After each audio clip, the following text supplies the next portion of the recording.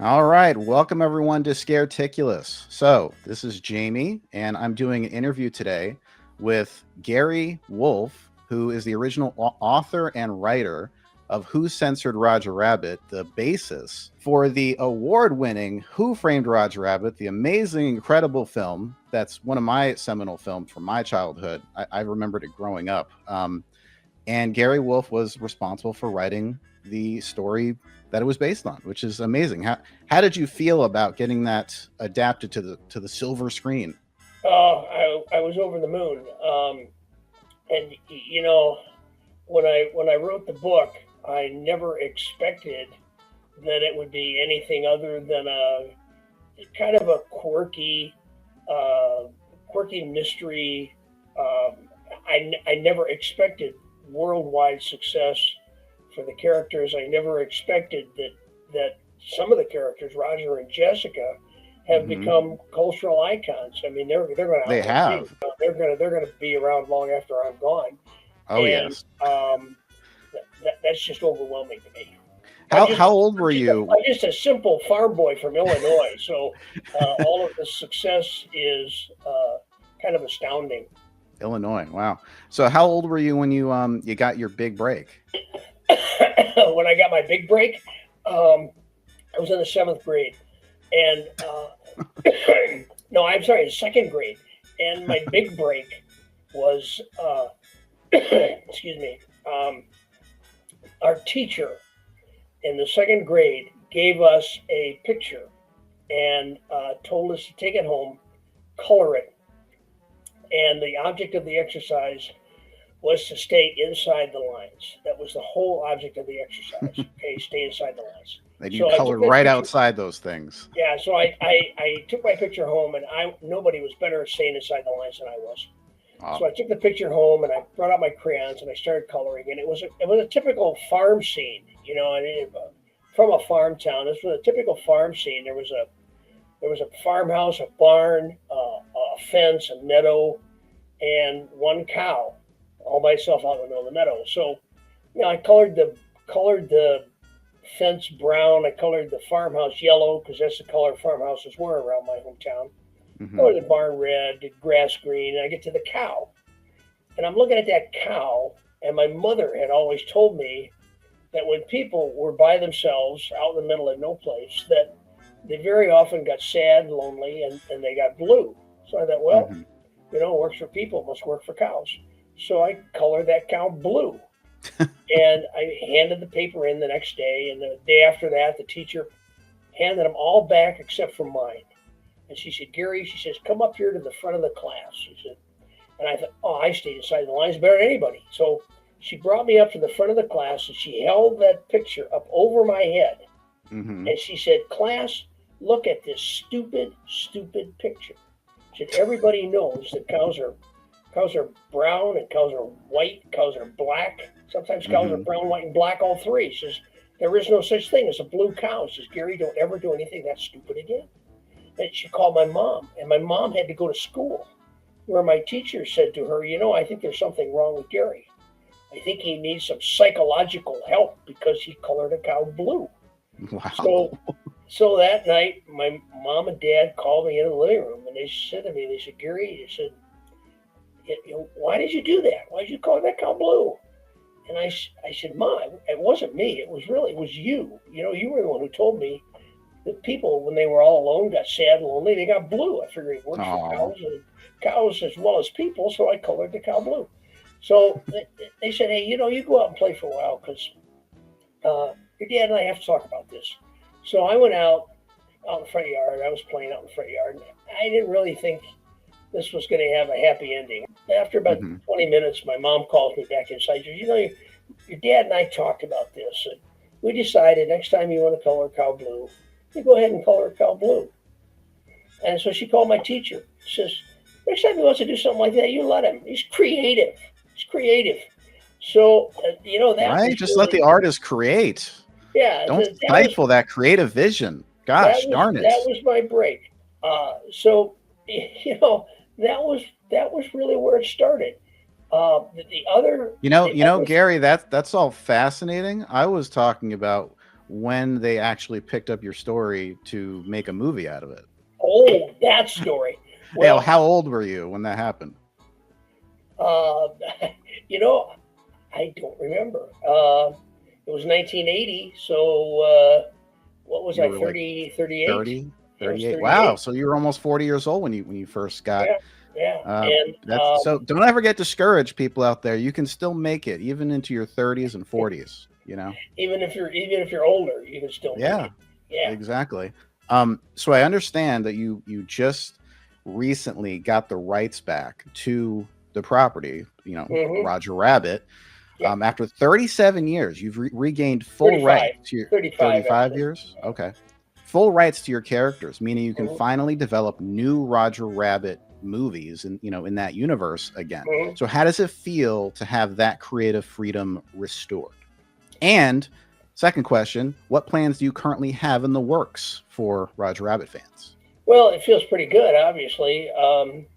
You know, it was never, it was not a contentious parting of the ways. I was expecting that there would be, you know, threats and possible lawsuits, whatever. But it is a law, and after 35 years, a writer can petition the Library of Congress to get his rights back, which I did. You know, because it's a law, there really wasn't anything Disney could do about it. So they took it like good sports. And they weren't really doing much with the property anyway, right? Well, that's it. If we had been on Roger Rabbit 10 right now, I probably would have just. It'd be a different story. Yeah, I think it was. If I may say, I think the Roger Rabbit property was kind of like an untouchable thing for them. They didn't really know how to approach like continuing that, so they just kind of left it in, you know, in kind of limbo state. Do I have that right? I think that's partially true, but I think it's more. It was a political situation. It was an 800-pound gorilla and a 1,200-pound orangutan going hand to hand. You know, nobody really knew who had control over there when the Pixar people came in. Right. They really didn't want to do anything with any of the classic characters, including Mickey Mouse. They only wanted to do their own CGI and their own characters. So, right. You know, the sequel had fits and starts. It was going to be done. It wasn't going to be done. It was going to be done. It wasn't going to be done. Then. Did that ever pass the pre-production stage, or was it all just no, you know, ideas and talking about it? No, they got to scripts a couple of times. Some of them were pretty horrible. There was nothing that was really any good. So, did you have any input on those scripts, or no? No, not really. No. You know, I'm a book writer, not a script writer, and they tend to bring me in after the production starts. To go over the characters and to, you know, come up with spur of the moment gags and kind of interesting scenes that I'm pretty good at. I mean, I'm pretty good at visualizing things that would happen in Toontown that wouldn't happen in a normal world, and I'm good at that. Right. Brought me into the movie for that, and I suspect they would have brought me into the sequel for the same thing, but never got that far. Okay. So, you know, what do we have going? Well, I just wrote a novel. It was my COVID novel. Called Jessica Rabbit, Serious Business, and it's an origin story about Jessica Rabbit. Like as a little girl, or like like when she just got drawn. Like how exactly? You got to read the book. It's it's available for sale on my website. No, it starts out with her. She's 22, and she's not too attractive, fairly ordinary young woman working in a novelty store, a store that sells jokes and party favors called Wacky Wabbits, and she's human. She's human all the way through. You're saying, so just to clarify for people, you mean she's not drawn out? She's actually played by like a human actress in the flesh. It's a live action animated movie. Yeah, Jessica Rabbit is a real live woman. She starts out as a real live woman and ends as a real live woman. It does, however, talk about where tunes come from, how tunes came to be, how Toontown came to be, and how Jessica met Roger and how they fell in love. Interesting. Would this have taken place in like the 1930s, like just in the timeline? To me, time in Toontown is a flowing river. And it's a flowing river that flows in a circle that really has no beginning and no end. Right. I don't spend a lot of time, literally, deciding where and when these events happen. They kind of happen in a never land. This one happens to take place in current day. The Roger Rabbit movie took place in 1946. But if you consider that Jessica, Roger, Baby Herman, all my characters, Eddie Valiant, were actors, they were acting in a movie set in 1946. So this particular story takes place in current day. And it's going to be our first movie, probably our first movie. We have others that may well overtake it. But there's that one who will have, as Jessica Rabbit, some well-known actress. Who were you thinking would be perfect for the role of Jessica Rabbit? I'm gonna let the fans answer that one. Let's have the fans chime in and leave comments. And say, I'm gonna say either a Scarlett Johansson type who's well past 20, so maybe not. Maybe Sydney Sweeney. She's still in her 20s. I could see her possibly pulling off the role. Yeah, all on the list. Absolutely. If you guys have any ideas, please leave some comments below. Maybe Gary will see them after this and he'll get some ideas. We have a list, and I don't want to say who's on the list and who's not on the list, because that's just a good way to tick off a lot of actresses who aren't on the list. That's true. That's true. There are some really good names on there, some surprising names, and whoever it is will wind up also being the voice of Jessica. So, we have to pick somebody that not only has the look, but also has the voice. Right, that sultry kind of voice that she had in the first movie. Yeah. So let's talk about actual like Roger Rabbit for a second. So in this adaptation of your novel, what role would Roger Rabbit serve? Robert Rager, that's his brother. Or Roger Redford. Robert Redford. What role would he serve in the story? Like, would he be like a more of a foil character? Would he be the hero? In where? In Jessica Rabbit, XERIOUS Business. Yeah. You got to read the book. I can't give away what kind of character he is because my editor, when he read my first draft, said, this book is just full of what he called spit moments, except he didn't say spit. He said something a little pithier. But he said, you'll be reading along, and all of a sudden you say, spit. I didn't see that coming. Or, spit. Wow, where'd that come from? The book is literally filled with things that you're not going to see coming. Things I have to happen in the book that you can't imagine when you start reading the book. You can't imagine it. So exciting. And it all works. I wanted to write a Jessica Rabbit origin story because I felt Jessica deserved her own book. I felt that she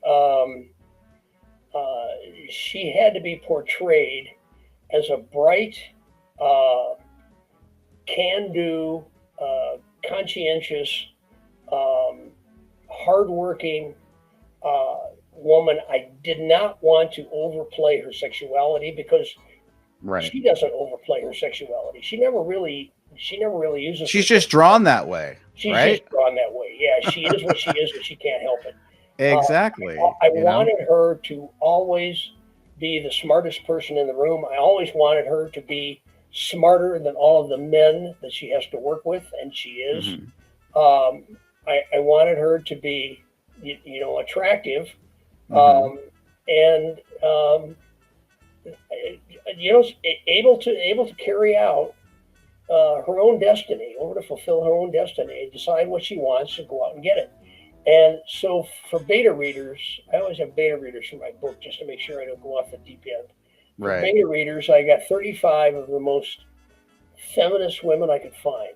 I mean, real hardcore feminist women. Uh-huh. and I had them read the book just to make sure that I had not trivialized or overly sexualized Jessica. And they all came back with basically the same comment. They all came back saying some variation of, Jessica Rabbit in this book is the kind of woman I've always wanted to be.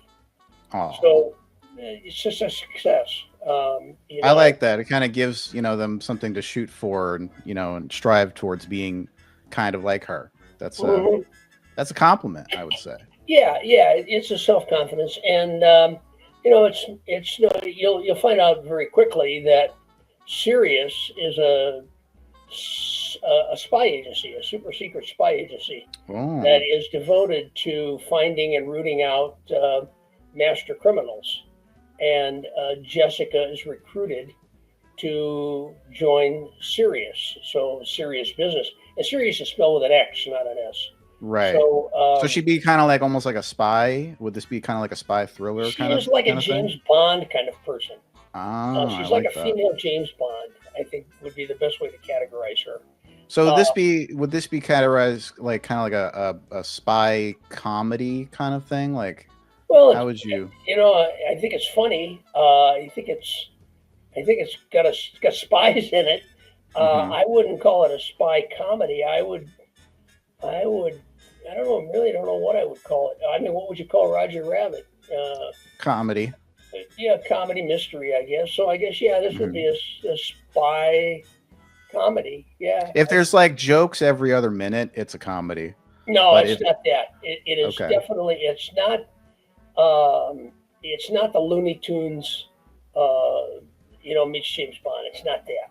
hmm, It is far more, uh, serious. serious. Serious. It's So serious. would you if they adapted this to a film, how would you see them changing your book fundamentally, to kind of fit a movie that they would market to people? I wrote it to be a movie, so Oh. it needs very little changing. In fact, before I wrote the book, I wrote a screenplay, and I adapted Mhm. the book from the screenplay. So Oh. it's all set out. I do that sometimes too. Yeah, it's all set out to be a movie. Nice. Although, if you're a writer, especially if you're a novelist, uh, Hmm. screenplays are not my bag. So you have to realize that even though I wrote the screenplay, that somebody else who is far better at writing screenplays than I am is going to come along and rewrite it, Right. and it may not look at all like what I wrote or like my book, but as long as it's good and As long as it's entertaining, right? as long as it's Most importantly. entertaining, you got to learn to be okay with that. For sure. I heard a rumor. I may have heard another interview with you somewhere saying you wanted Eddie Valiant to return for this. Is that true? Eddie Valiant is going to be in other of my projects. I mean, Other this is only projects. one. Okay. We are also doing a sequel movie, which may take up where the original Who Framed Roger Rabbit left off, or it may be based on one of my three other Toontown novels. Who Okay. Censored Roger Rabbit, Who Plugged Roger Rabbit, or Who Whacked Roger Rabbit. It may be based on one of those, or it may be based on the one I'm currently writing.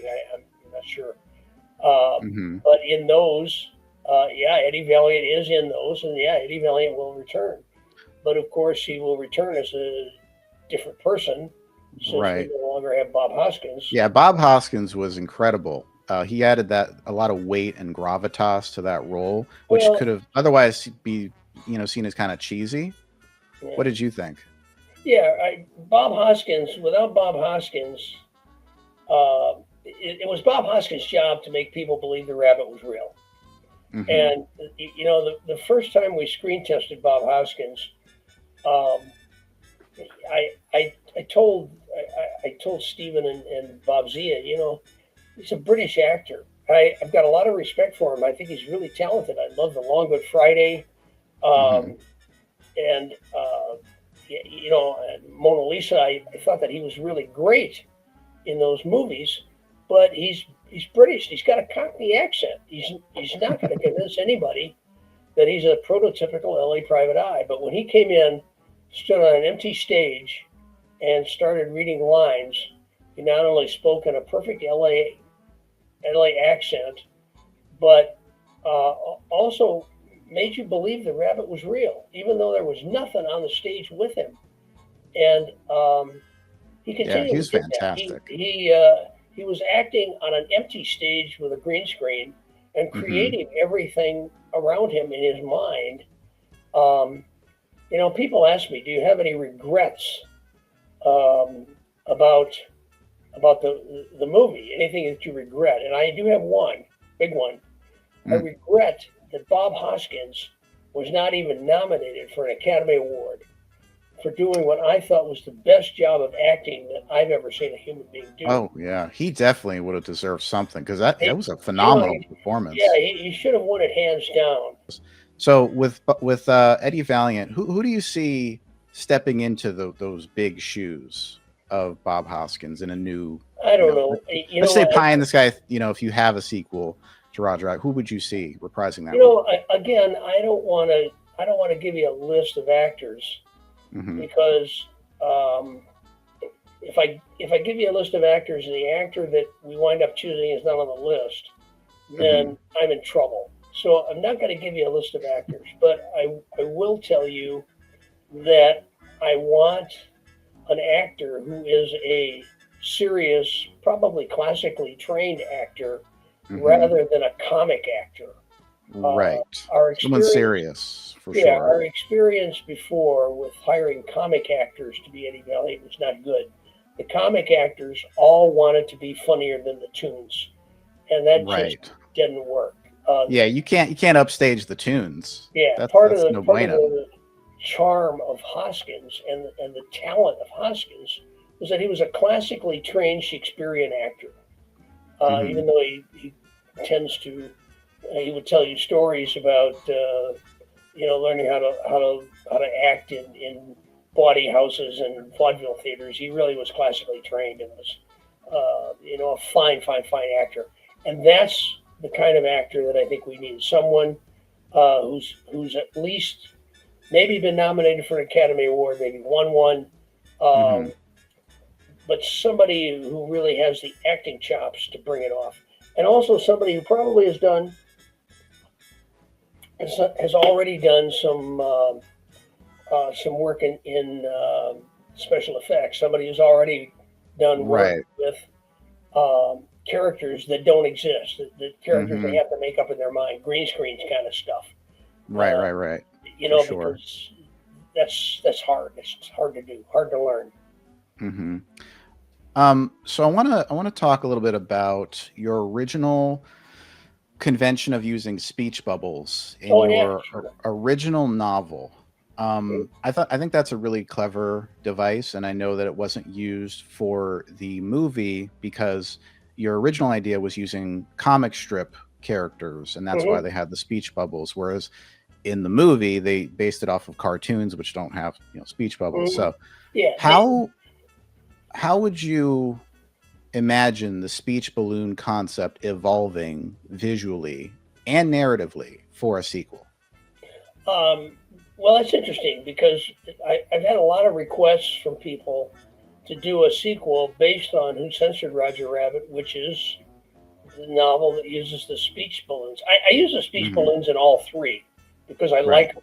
I think they're fun, and I have a good Hmm. time figuring out how to use them. You get shot with a tune gun, it puts up a bang balloon, and bang balloons are Right. very fragile. They're like Delft China. They fall on Yeah. the ground, they break They and they did have some of that in the movie. That was, I think, some of that can be fun. Like, have you seen Scott Pilgrim versus the World? no, no. You should watch that for the comic style alone because they have a lot of moments where like text will just pop up on the screen and it Oh could yeah, be okay. used I as like like that a kind of stuff comedic device. because Yeah. I think you can get away with that now. I think audiences are sophisticated enough, so you can Hmm. get away with it. And when we As did it, long as you're not having them read a book, I think you could be yeah, fine in a lot of sure. instances. And I think if you use it sparingly and you use it creatively, I think you Hmm. can get away with using speech bubbles. Right. And I wouldn't have a problem with doing it in a sequel movie. The reason why we didn't do it in 1980 and 82 to 85 when we were doing the original movie Hmm. through 88 was because you'd put a speech. All the characters were talking in speech balloons, and you'd put a balloon up, and audience would have to read the balloon, and it basically became a silent movie. But I think if you do it creatively, keep the balloons to a minimum, and use them in fun and interesting ways, I think you can get away with it. Yeah, I could see that if they're used in a way that is not just to communicate what the character's saying, but maybe like plays into like the pacing of the scene, and maybe if the speech bubbles are actually like there where you can touch them, like I think that's that's part of the fun. In my book, in all my writing, you can touch them, you can play with them. That's great. A cartoon character can beat somebody to death with a leaden statement. That's great. So they're physical. They're physical things. They're not. I like that. They're not like smoke balloons. They have a weight to them. Right. So all you need to do is just say, supercalifragilisticexpialidocious, and you have a baseball bat. Boom! You just beat the hell out of them. That'll do it. Yeah. There goes Mary Poppins. Too bad. She was a wonderful woman. For sure. So what aspect of the book's lore do you feel fans most commonly overlook or misunderstand about like your original novel? What do they misunderstand? Like about the lore, like the story, or the background of the characters, or maybe just conventions in the story, like the speech bubbles, for example. Like, is there anything else that I'm not sure people misunderstand anything? I mean, this is one of the raps that the publishers put on me when I wrote the book. Nobody wanted to publish it because they said it's too different from anything anybody's ever written before. Nobody's going to understand it. Well, I've never once gotten a letter of complaint from anybody saying, "Oh my God, I don't understand what's going on here." Yeah. What do those publishers know anyway? They just talk out their ass. Yeah. I think if you're a writer, I think that part of your task is to write in such a way that people understand what it is you're writing about. Right. And, conveyance, like conveying the story to them. And people understand the concept. They get it instantly. A world where cartoon characters are real.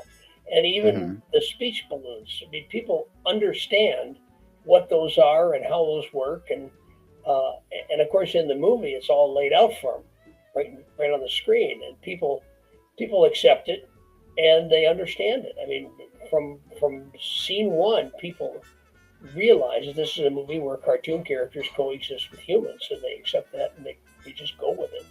So the other thing is the drinking. I have gotten letters of complaint about the excessive drinking in the movie. Oh my God! Right, always drinking. Well, again, that's a private eye convention. A hard-boiled private eye always has a bottle in his bottom desk drawer. Right. Or her bottom desk drawer. There are female private eyes. I do like how in the movie they gave like an emotional story reason for why he drinks so much, because he lost his brother, and you could tell this is kind of the lowest part of his life. Yeah. Well, I think that's what separates Roger Rabbit from a lot of other live-action animated movies, Cool World, Space Jam, even the Chip and Dale movie, is the fact that it has real human emotion. Yes, and that there are things in there that go beyond buffoonery. There are things in there that are serious. Exactly. The whole concept of Toons as second-class citizens. Toontown is a ghetto, and Toons are regarded by humans as second-class citizens, and they're shunted off to the ghetto to live there. That's a pretty serious concept. That's the way I wrote the book, and Stephen and Bob Z got that, and they portrayed it on the screen. You don't get that in movies that are live-action animation that just want to bop you over the head and have some fun and so they're catering to like 3-year-olds. What I love about Roger Rabbit that first movie is it didn't insult the audience's intelligence. It treated them with like respect. Yeah. And I loved the movie as a kid. I even had like a Roger Rabbit doll. All the adult elements or whatever, like maybe they went over my head as a kid, but I learned to appreciate them when I got older. But Mhm. nothing like where I watched it did I go like, oh my god, that's horrible. I can't like it. Just was a great story. It was a great movie, well acted. The animation was beautiful. Yeah. And you know the two scenes in it that tend to stick with people. Um, One of them is a scene where Judge Doom's eyes, you know, revolve, and Judge Doom goes kind of wackadoodle, and Where he turns into the knives, the yeah, eyes. yeah, and That's you an know intense scene. That scared me as a kid a little bit. that is terrorizing. I'll admit that did kind of scare me as a kid. Yeah, And it's that is still kind of terrorizing for intense. small children. The Yeah. other scene that really seems to have struck a chord with people is where Judge Doom dips the red shoe. And The red shoe. there is a group called Justice for the Red Shoe, and they write me periodically and say, "Look, when you do a sequel, can you bring back the red shoe?" And I have told those people, yes, in the sequel, I will bring back the red shoe, even though, if you watch the movie, people don't notice this, but if you watch the movie, the red shoe is the shoe that kicks the policeman in the crotch. So the red shoe was not entirely blameless. I don't think that was a capital offense. Right. He kind of earned. You're saying He kind of he earned, earned his fate. yeah, but you know, maybe a half dip, but not a Half whole dip. Just a little dip. Not a whole He was not entirely submerging. blameless, but And he didn't deserve a whole submerge. Okay, here's my question though for the red shoe, because I'm speaking now as a fan, which means you have to answer to me now. Okay, you're working for me. Okay. So with the red shoe, if you make a sequel, let's say, and you bring the red shoe back, I'm going to be very disappointed if it just shows up on screen out of nowhere. You need to like bring it back, like in some kind of like triumphant manner, you know, absolutely. Something like that. You got to have you got to have some rationale to it. He can't just come strolling across the stage, even though I mean that's a right red shoe and there is a left red shoe. So, but no, you're right. You got to have a rationale for it.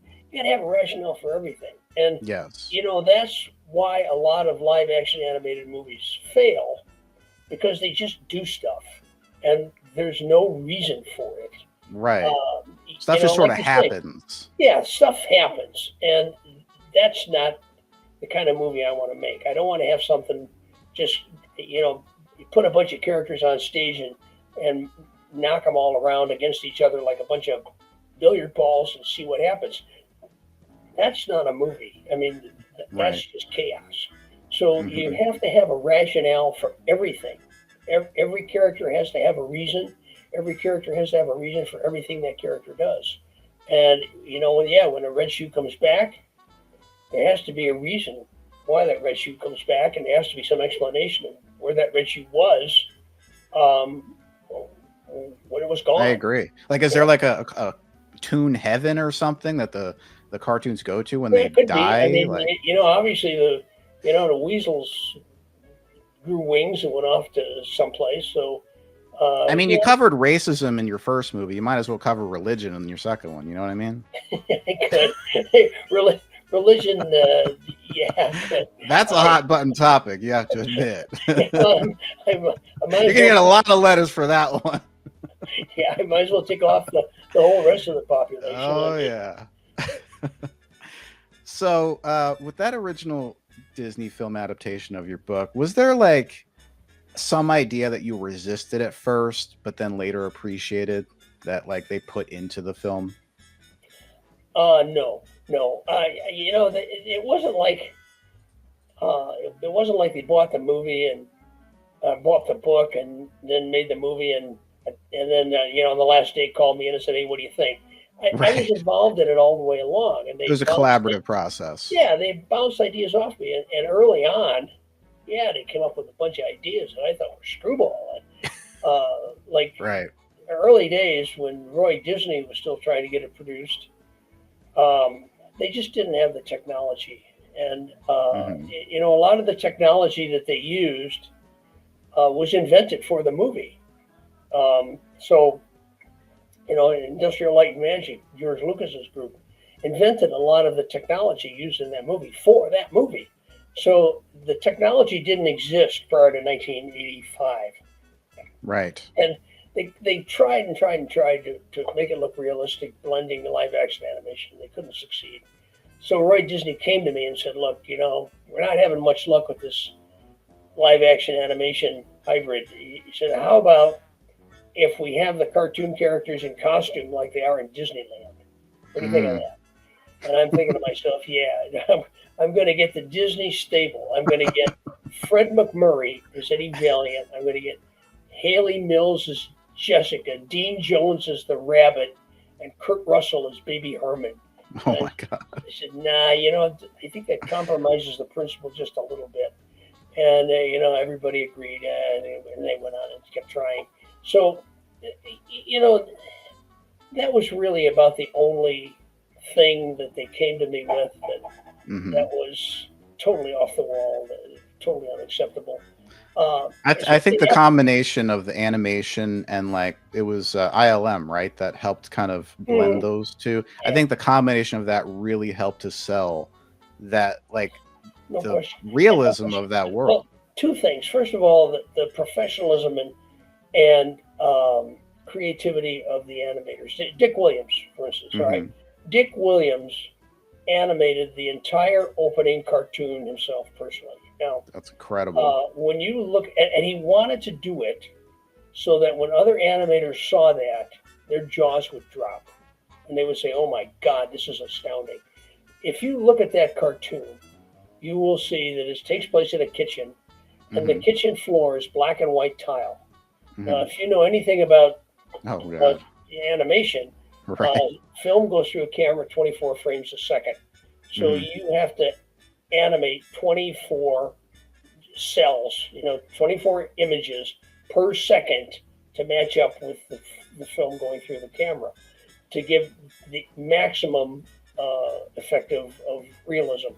So every 24th of a second, the camera would move and the angle of the tiles would change. So he had to change the angle of every single line in every single tile. God, that Now, is insane. that could have been a white floor, that could have been a black floor, Right. He's but like, I'm gonna do it the hard way. he wanted to do it the hard way. He wanted to do it black and white tile. And then to make it even harder, he put Roger's reflection in the tile.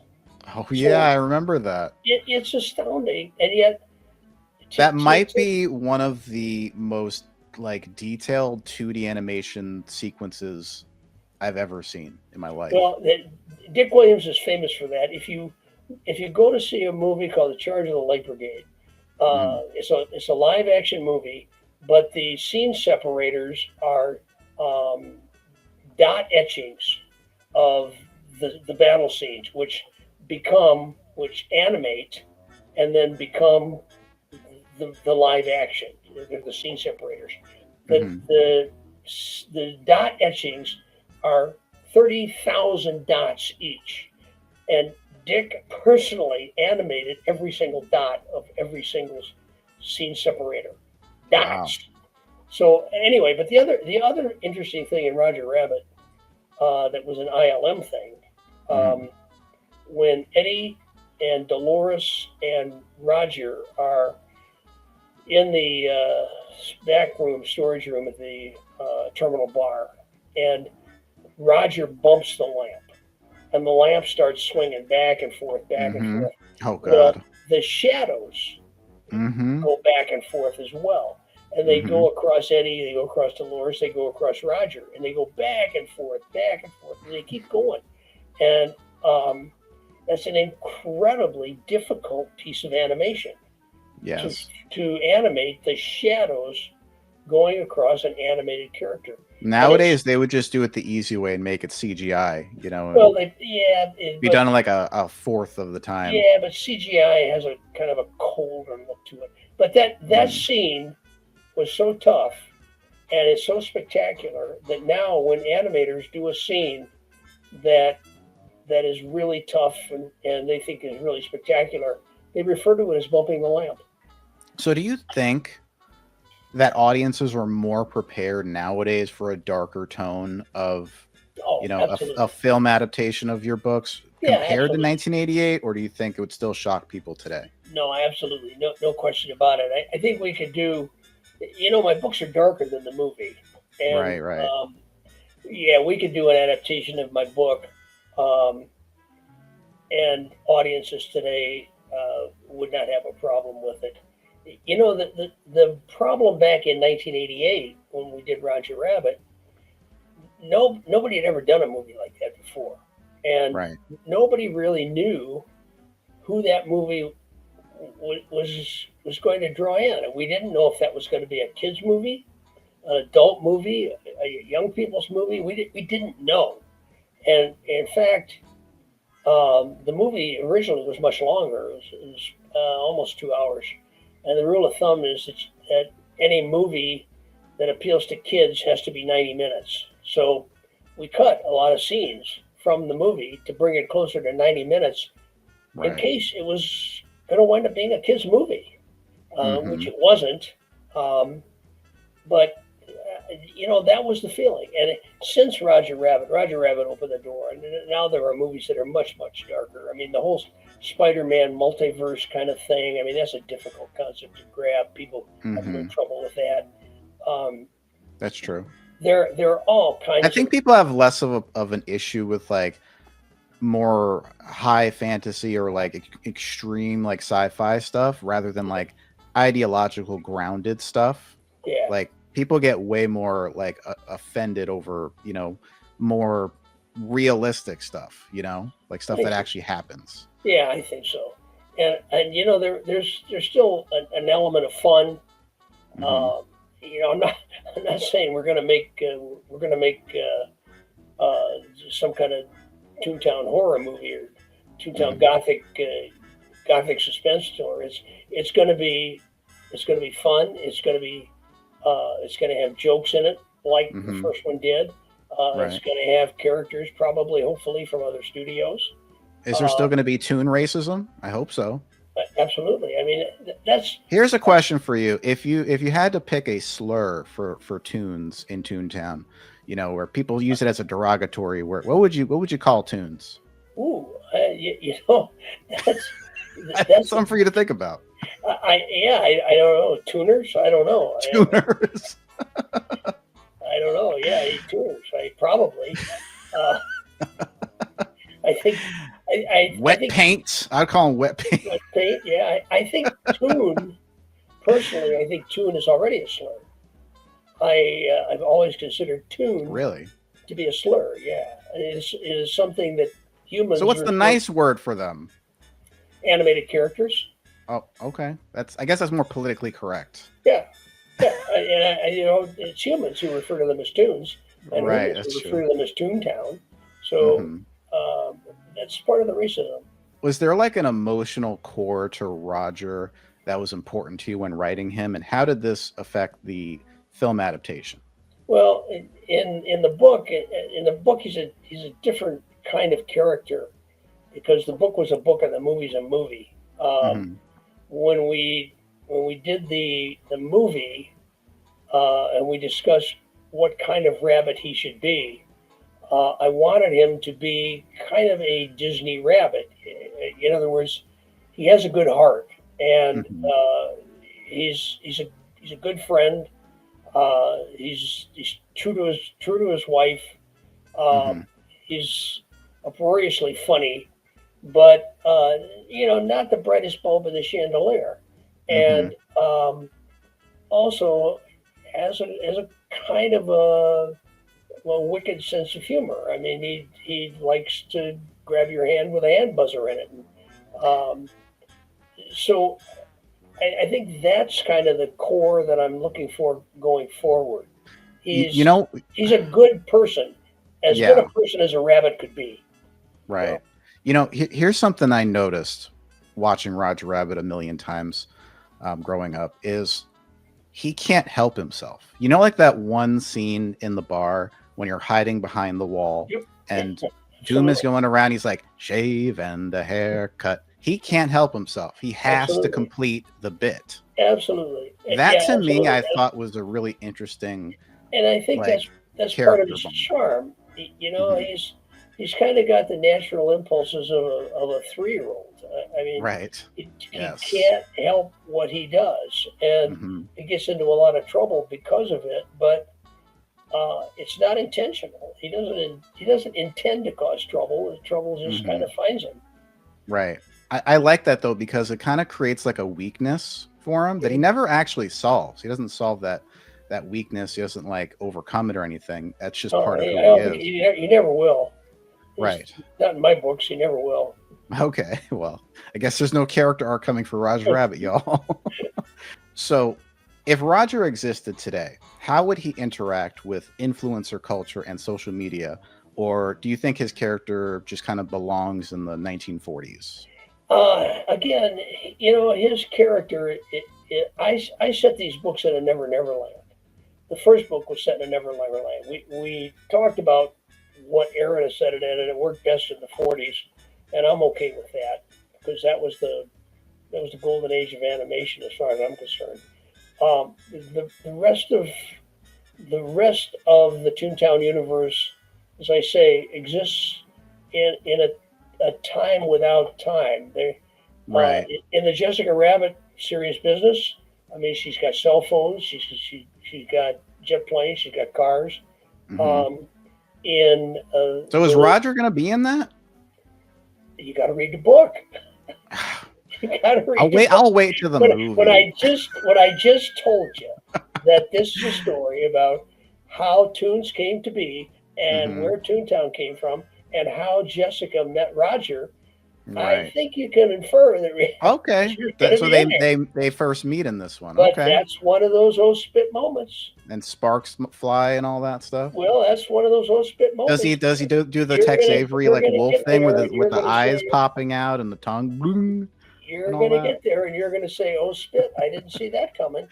As a writer, I can control what my characters interact with. And if I don't want them to interact with social media or influencers or any of the modern accoutrement of society, they don't. And if I do want them to interact, I will have them interact with it in a way that makes sense for Toons to interact with something like that and have fun with it. I am the Lord High Almighty Potentate of Toontown. You are. What I say goes. For what it's worth, I could see Roger Rabbit joining the social media age and making it hilarious. I think there's, there's endless comedy to be had there. Actually, that's not a half bad idea. I mean, I could see Roger as a social influencer. He'd be quick on the phones. He'd be pulling, your social media account, TikToks, YouTube. He's got all the stuff, Twitters. Yeah, I can see Jessica as a social influencer too. I mean, I can see her doing.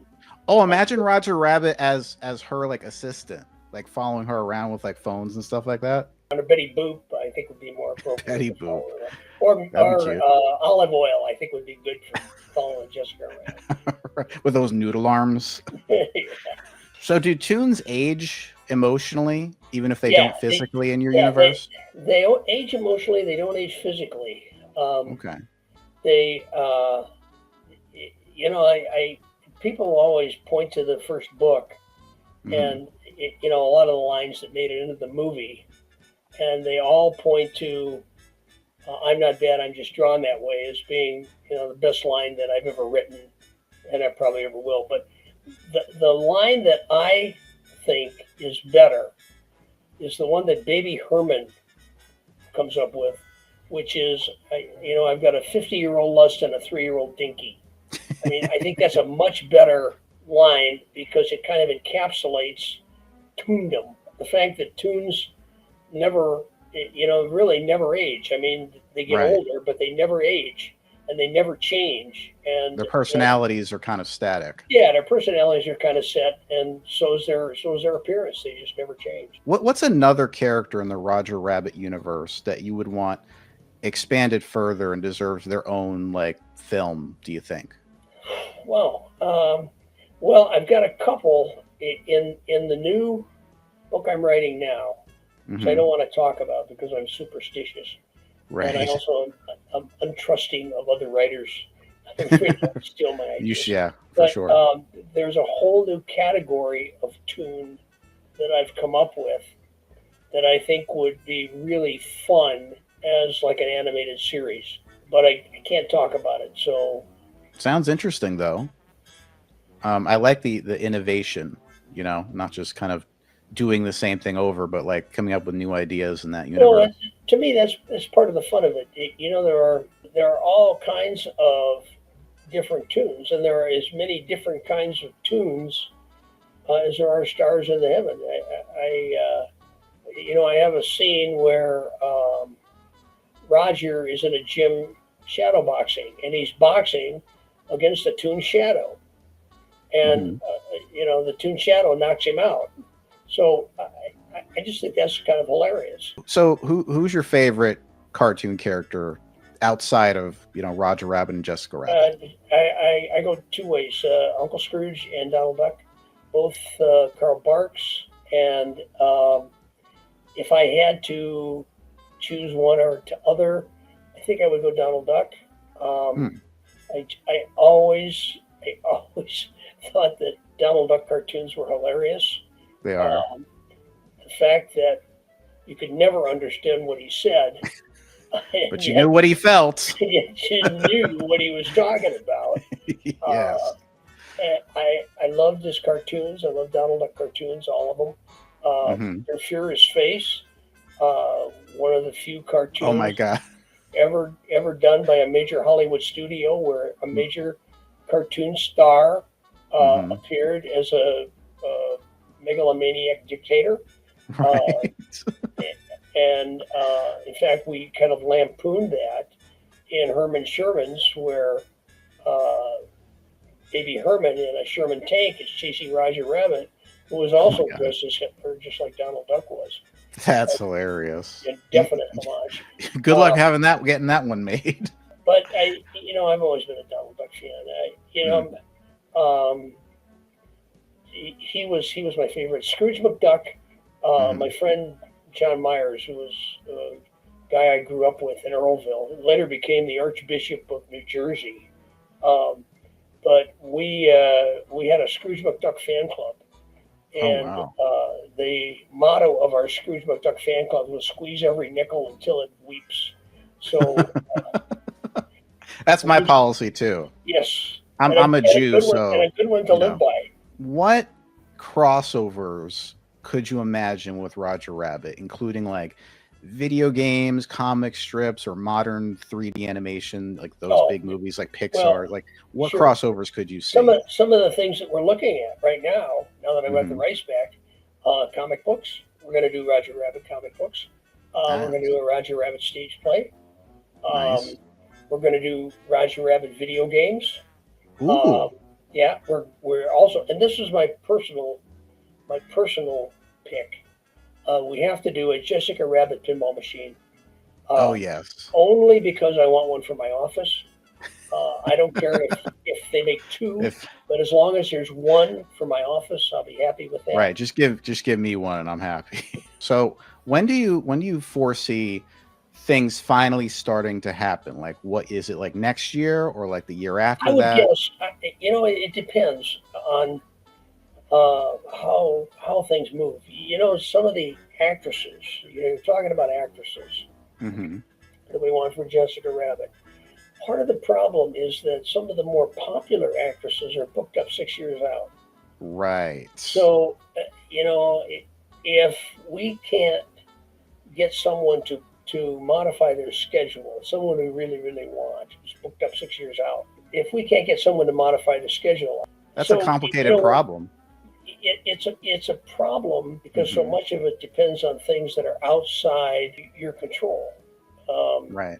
and My guess is that some of the things that are within my control that don't require actors who have 6-year waiting periods are going to happen sooner, like the comic books.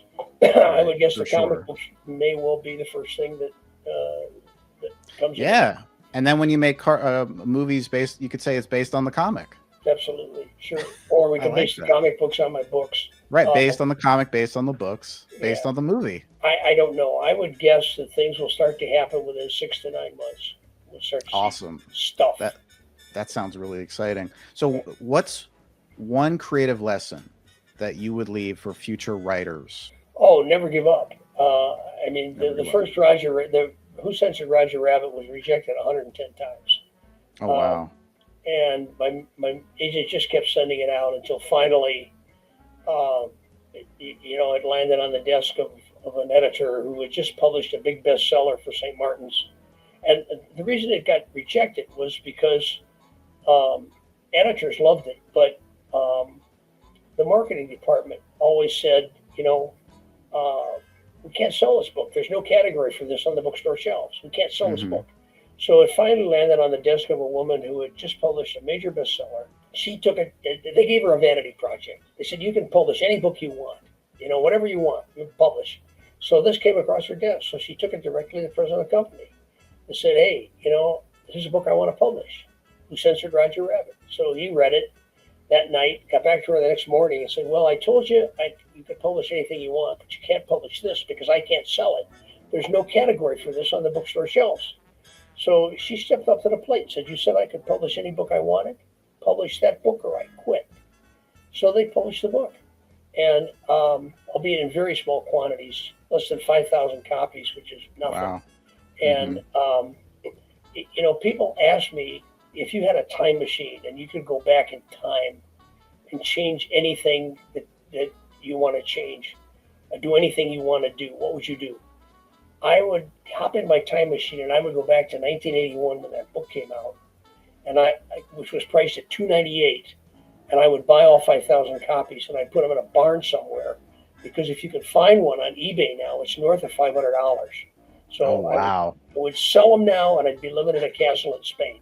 Living fat off the hog. So do you have anything else to add or say to fans out there? One more anecdote. Go for it. As I said, film goes through a camera 24 frames a second. And animators learned early on that they could mess around with 6 of those frames, put little visual jokes in the cartoons, and it was too fast for the human eye to see. So the Roger Rabbit movie is just filled with when Eddie Valiant goes into the restroom and there's no floor and he starts to fall. If you freeze frame on that, you will see written on the walls, for a good time, call Snow White. And underneath that is Michael Eisner's home phone number. And Michael Eisner was the president of Disney. So the whole movie is filled with those kind of little gags. Yeah, and the Jessica Rabbit dress part, that little... Yeah, that was the one that really kicked it off, and people started playing the movie like a video game and looking for those little Easter eggs. The point of the story, Steve Spielberg was the one who got all of the Warner Brothers characters, and he wanted to make sure that everybody who was involved in the movie in a significant way had his or her favorite character in that movie. So Bob Hoskins was Heckle and Jekyll, Dick Williams was Droopy, Bob Zemeckis was Wile E. Coyote and the Roadrunner. So Stephen came to me and said, hey, Gary, I want to make sure you got your favorite characters in here. Who's your favorite character? I said, Steve, I got Roger, I got Jessica, I got Baby Herman, I got Eddie. I think I'm covered. He says, I want to do something special for you. So if you watch that movie and when Eddie Valiant is driving through the tunnel and all of a sudden he goes through the curtains part and he's in Toontown and it's all bright and shiny and birds and songs and singing, gag in the margin, 6 frames, blink and you're going to miss it. But if you look to the left, you're going to see a yellow farmhouse, a red barn, a brown fence, a green meadow, and a blue cow standing all alone out in the middle of the field. Oh, that's nice. I have another question. I forgot. Sure. Are you excited for the Coyote versus Acme movie coming out next year? That's kind of a similar. I've heard things about it. I've heard it's very good, and yeah, if it's good animation and if it's a good story, I'm very excited about it. Yeah, it seems like it's an interesting story because it's like, the Wile E. Coyote's always kind of been a loser. Then he's matched up with this lawyer that's kind of a loser, and it's about beating the man, Yeah, corporations and stuff. any good animation, any good live action animation, Mm. is good for the good for the world and good for Roger Rabbit and good for I agree. animators This would everywhere. definitely drum up more interest in that kind of thing with No more question. movies like that coming out. And I think I that have would. heard that it's pretty good, and I've been following that little Hmm. rigmarole. So yeah, I'm looking forward to it. I think it'll be fun. Yeah, Uh, yeah. Go Go to for my it. website www.garywolf.com. Check out. Check out my I'll stuff. put the link down below. Go check it out. Buy my books. They're works of towering genius. Buy his And books now okay, before you see the movie. thanks. It was fun. I had a good time. Yeah, I had a great time. Thanks for this opportunity, and I'll get you another shirt because I know that you I wore love out the those shirts. shirts. I love those shirts. And I will definitely get you another one as a thanks for doing this interview with me. It sure, was extra just large, really extra large. This time. extra I'm large. excited. No Okay, we'll problem. do. Looking forward to it. All right, thanks, Gary. All right, Have sure. a My good pleasure. one.